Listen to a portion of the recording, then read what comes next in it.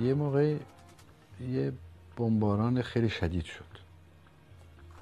بعد هر کسی از یه طرف میرفت و من وسط رودخونه گیر کرده بودم، مونده بودم یعنی وسط رودخونه.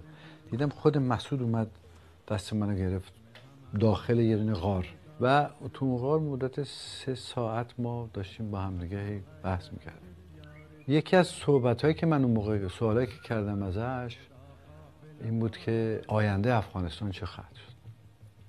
و این قبل از اینکه به من جواب بده به یک فکری رفت. درست همون موقع این پورتره رو گرفتم.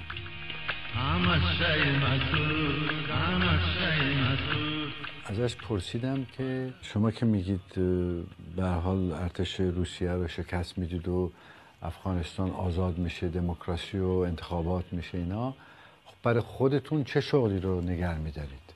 گفت بهترین شغل دنیا.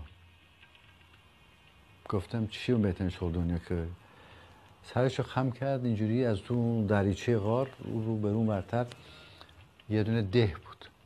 گفت معلم اون ده میخوام بشم وقتی در افغانستان آزاد شد.